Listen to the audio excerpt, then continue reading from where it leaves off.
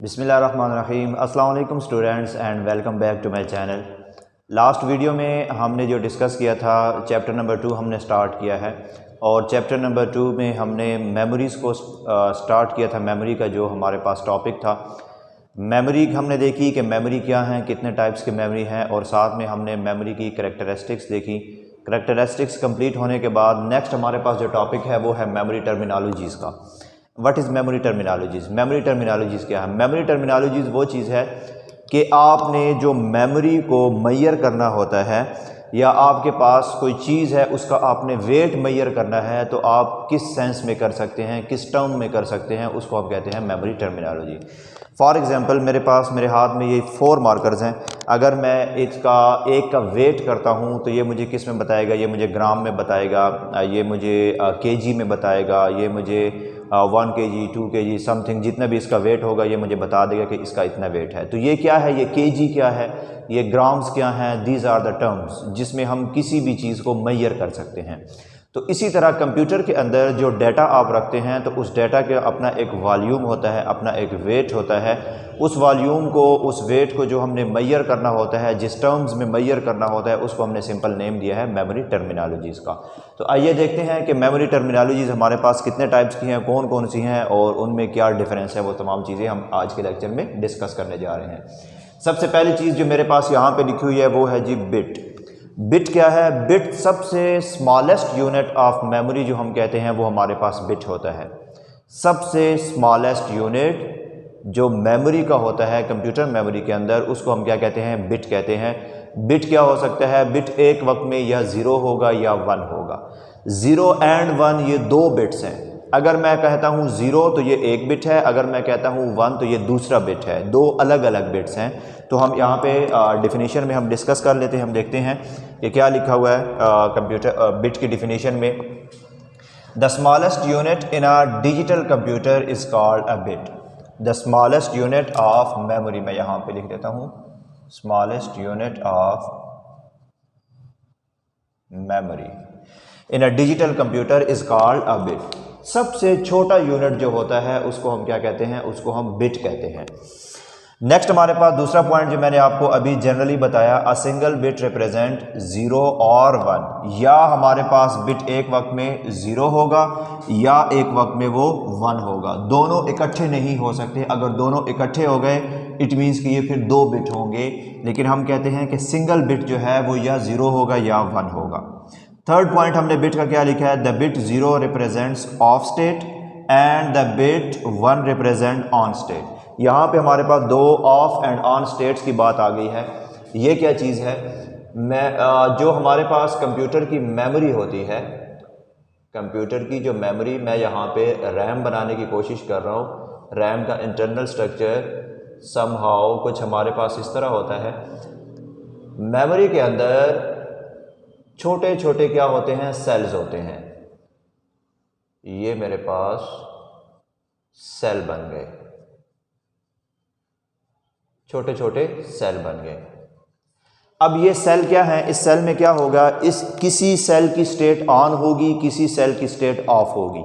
अगर तो on state है, अगर तो किसी सेल की स्टेट ऑन है तो इट मीन्स कि वहाँ पे क्या होगा? वहाँ पे 1 बिट होगा। अगर किसी सेल की स्टेट ऑफ है तो वहाँ पे होगा 0।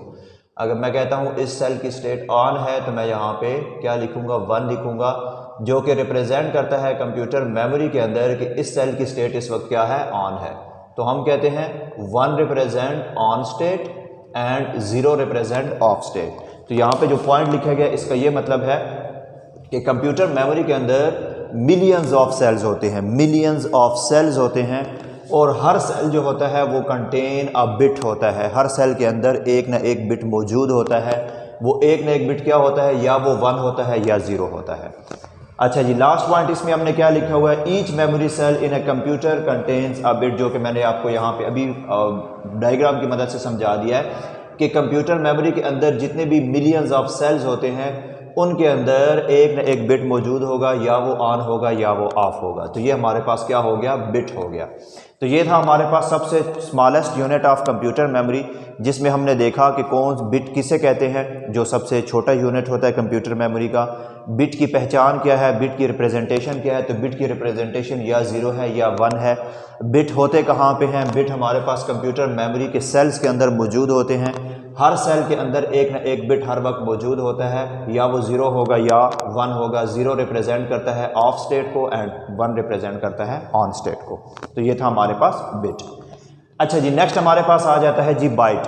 बिट के बाद नंबर आ गया बाइट का। अब बाइट क्या चीज़ है, बाइट हमारे पास वो मेमोरी ऑफ टर्म है जिसके अंदर हम किसी भी चीज़ को मेजर कर सकते हैं, कंप्यूटर मेमोरी को, कंप्यूटर मेमोरी को हम मेजर कर सकते हैं। जैसे फॉर एग्जांपल हम बाज़ार से कोई चीज़ ख़रीदते हैं, हम उसको मेजरमेंट बता देते हैं कि भाई मुझे ये चीज़ इतनी दे दो। सपोज़ आप क्या लेने गए हैं, आप 1 किलो चावल लेने गए हैं, तो आप उसको क्या कहेंगे कि आपको कितने चावल दिए जाएं, आप उसको कहेंगे 1 kg चावल आपको राइस दे दे आपको, ठीक है। अगर आपने उसकी अमाउंट बढ़ानी है तो लाजमी बात है आपने उसकी क्वांटिटी का नंबर आपने सिंपल बढ़ा देना है, लेकिन यूनिट सेम रहेगा। आपने कहा उसको कि आपको क्या दे दे, 1 kg राइस दे दे, 1 kg। अगर मुझे इस अमाउंट से ज़्यादा चाहिए तो मैं उसको, यहाँ पे सिर्फ नंबर चेंज हो जाएगा लेकिन यूनिट क्या होगा, यूनिट सेम रहेगा। तो ये मेरे पास जो यूनिट है, इसके मुताबिक हम क्या करते हैं, किसी भी चीज़ की क्वांटिटी को मेजर करते हैं।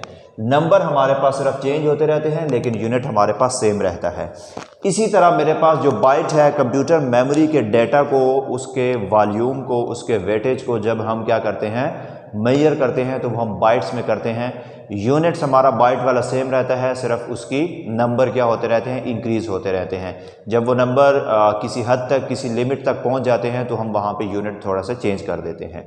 जैसे कि मैं यहाँ पे कहता हूँ अगर 1 kg है, अगर ये पहुँच जाए 40 kg तक तो वो क्या बन जाता है, हम उसको कहते हैं 1 मन बन गया, 1 मैन, ठीक है। और इससे भी ज़्यादा अगर हो जाए 40 मैन तो हम कहते हैं कि वो 100 अगर आपके पास बन जाए तो हम कहते हैं कि वो आपके पास कितना बन गया, 1 टन बन गया। तो इसी तरह जो बाइट है मेजर हम इसी में करते हैं।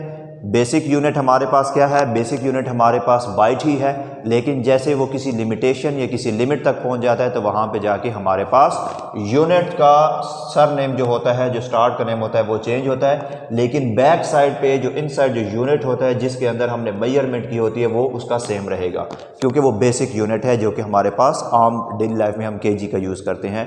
तो कंप्यूटर मेमोरी के अंदर हम क्या करेंगे, कंप्यूटर मेमोरी के अंदर हम बाइट का बेसिक यूनिट यूज़ करेंगे। तो आइए बाइट की हम डेफिनेशन देख लेते हैं, बाइट के पॉइंट्स देख लेते हैं, और फिर जब हम यहाँ पे मज़ीद यूनिट्स की तरफ पहुँचेंगे तो वहाँ पे आपको समझ आ जाएगी कि ये कैसे एक बेसिक यूनिट है हमारे पास। बाइट की डेफिनेशन क्या है, byte is the basic unit of computer memory. यहाँ पे वर्ड आ गया जी बेसिक। बेसिक मीन्स कि अब जितने भी यूनिट चेंज होते रहेंगे उसमें बाइट इंक्लूड होगा, बाइट अब यहाँ से नहीं हटेगा।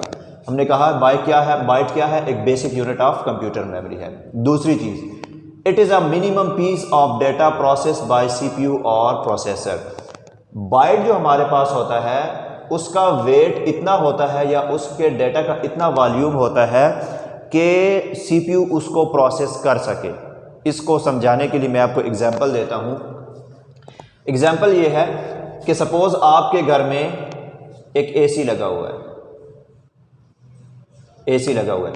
अब इस AC को चलाने के लिए आपको कितनी इलेक्ट्रिसिटी दरकार है, कितनी इलेक्ट्रिसिटी रिक्वायर्ड है, मैं कहता हूँ 220 वोल्ट्स। अगर 220 वोल्ट्स AC को मिल रही है तो AC का स्टेट क्या हो जाता है, AC का स्टेट रनिंग में आ जाता है, AC चलने लग जाता है। लेकिन अगर 220 से कम होगा, मैं कहता हूँ सपोज़ मेरे पास 120 वोल्ट्स है, अगर मैं इस AC को 120 वोल्ट्स देता हूँ तो AC रनिंग स्टेट में नहीं आएगा। क्यों? क्योंकि आपने उसके रिक्वायर्ड अमाउंट की इलेक्ट्रिसिटी उसको प्रोवाइड नहीं की। जब आप उसको रिक्वायर्ड अमाउंट की इलेक्ट्रिसिटी आप उसको प्रोवाइड नहीं करेंगे तो वो रनिंग स्टेट में नहीं आएगा। इसी तरह बाइट हमारे पास क्या है, बाइट हमारे पास बेसिक यूनिट ऑफ कंप्यूटर होने के साथ साथ CPU का required amount of processing data है। अगर आप सीपीयू को 1 बाइट से कम डाटा देंगे तो सीपीयू उसको प्रोसेस नहीं करेगा।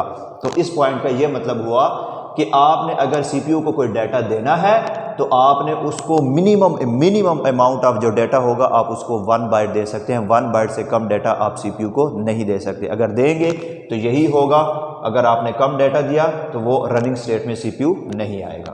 थर्ड पॉइंट हमारे पास क्या है, a group of 8 bits contain 1 byte. हमारे पास 1 बाइट कैसे बनता है, जब 8 बिट्स कंबाइन हो जाते हैं, मिल जाते हैं, तो वो 1 बाइट को क्या कर लेते हैं, कंप्लीट कर लेते हैं।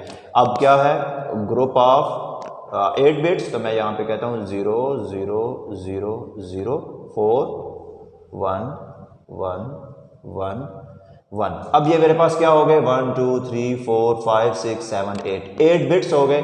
तो ये 8 बिट्स जब कंबाइन हो जाते हैं तो इनसे बनता है क्या, 1 बाइट। तो इस पॉइंट का ये मतलब हुआ कि जो 1 बाइट है वो किस चीज़ की, वो 8 बिट्स की कॉम्बिनेशन से मिलके बना है, सिंपल।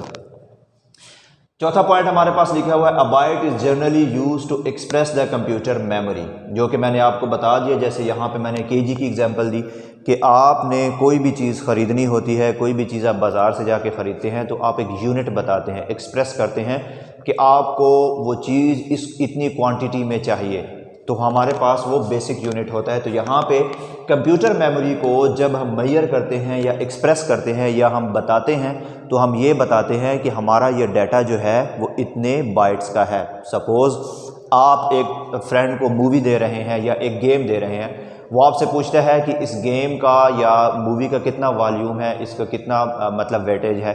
तो आप क्या करते हैं, आप उसको बताते हैं ये 10 MB है मूवी, या कोई क्लिप है 10 MB, और या आप उसको बताते हैं 1 GB है, या आप उसको बताते हैं कि ये 100 MB है। अब MB क्या है, M को छोड़ दें, दूसरा यूनिट हमारे पास बेसिक यूनिट जो मैंने आपको बताया वो क्या, वो बाइट का है।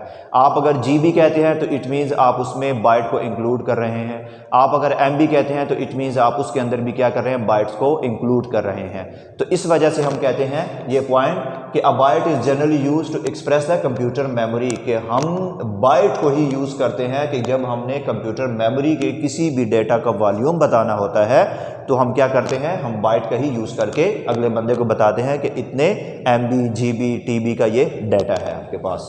अच्छा जी, यहाँ पे मैंने एक फ्लो डायग्राम सा बनाया है।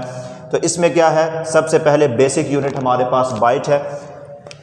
मज़ीद आगे जाने से पहले मैं आपको ये बता दूं कि ये अगर आप देखें यहाँ पे जो डायग्राम मेरे पास बना हुआ है, सिंपल बाइट बाइट बाइट, यहाँ पे भी बाइट, यहाँ पे भी बाइट, यहाँ पे भी बाइट और यहाँ पे भी बाइट। अब मैंने कितने यूनिट्स यहाँ पे लिखे, 1 2 3 4 5 6 यूनिट्स मैंने यहाँ पे लिखे हुए हैं, लेकिन सब के अंदर बाइट क्या है, इंक्लूड है। तो बाइट क्या है, एक बेसिक यूनिट है। बाइट से किलो बाइट में कब जाएगा, किलो बाइट में तब जाएगा जब 1024 बाइट्स कंबाइन हो जाते हैं। जैसे 8 बिट्स यहाँ पे कंबाइन होकर 1 बाइट बना रहे हैं, तो जब 1024 बाइट मिल जाते हैं तो वो 1 KB, जिसको हम KB के नाम से जानते हैं, तो ये आपके पास 1 KB के बराबर हो जाता है। जब और मेगाबाइट, जिसको हम MB के नाम से जानते हैं, ये कब होगा, जब 1024 KB कंबाइन हो जाते हैं तो वो कितना हो जाता है, 1 MB के बराबर हो जाता है। और MB से फिर GB, जिसको हम आम लाइफ में शॉर्ट फॉर्म में क्या कहते हैं, GB कहते हैं, वो कब होगा, जब 1024 MB मिल जाते हैं तो वो 1 GB के बराबर हो जाता है। टेराबाइट कब होगा, जब